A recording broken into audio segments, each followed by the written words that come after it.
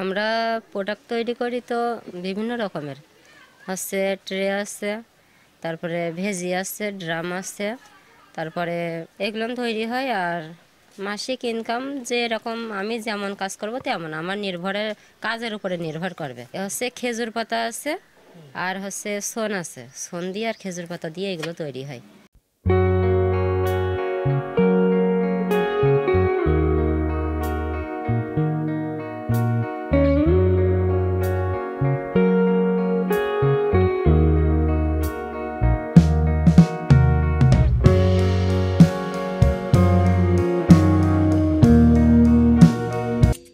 যেহেতু আমরা খুব বেকার ছিলাম, আর আমরা এখানে নদীর এলাকায় থাকি, মানে সরকারি জায়গায় আমাদের কোনো স্থান নাই, আমাদের জায়গা জমি নাই, আমরা এখানে সরকারি জায়গায় থাকি। আমাদের খুলনা থেকে আমাদের এক আপা আসছিল, ম্যাডাম আসছিল, ম্যাডাম আসার পরে আমাদের এই মানে পাটের কাজ আমাদের শেখাচ্ছে, পাটের কাজও করছি। করার পরে এখন আবার এই যে সোন দিয়ে, পুরাতন কাপড় দিয়ে আমাদের এই বাস্কেট বানানো শেখাচ্ছে, আমরা এগুলো তৈরি করতেছি।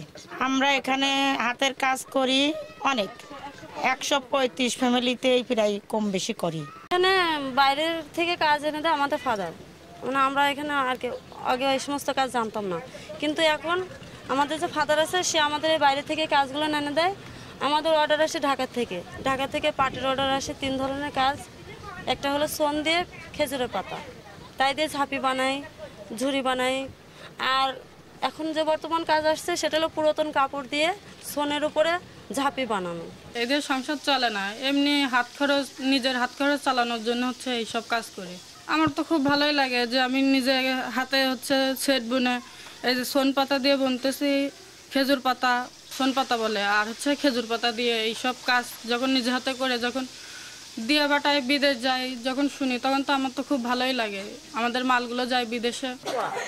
আমরা এই যে পুরনো যে কাপড় দিয়ে এই কাজগুলো করি, তারপর আমাদের এই যে বাইরের দেশেই যায় বেশিরভাগ এই কাজগুলো, আর এইগুলো করে আমরা অনেক উপকার পাই, যেমন ফ্যামিলিতে টাকা দিতে পারি। তারপরে এইসব কাজ আমাদের বিভিন্ন জায়গায় যায়, এই কাজগুলো আমাদের হাতের কাজ সবাই দেখতে পায়, অনেক ভালো লাগে যে আমরা পারি। অনেকেও চেষ্টা করে শেখার জন্য যে আমরাও শিখবো এগুলো।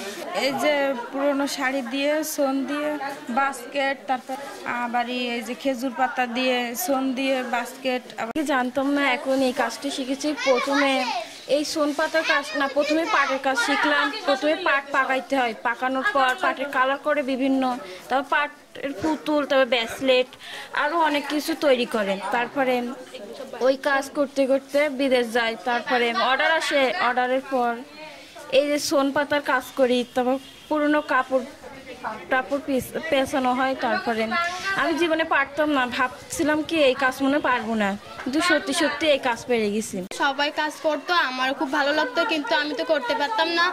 তারপরে এই আন্টি আসার পর এই কাজটা আমার করে অনেক ভালো লাগছে। অনেকে মানুষ এই কাজ করে, সোন পাতার কাজ করে অনেকে বিদেশে দেবে, সবাই দেখা দেখে আমারও ভালো লাগে এই কাজটা করতে, এজন্য আমি এই কাজটা শিখছি।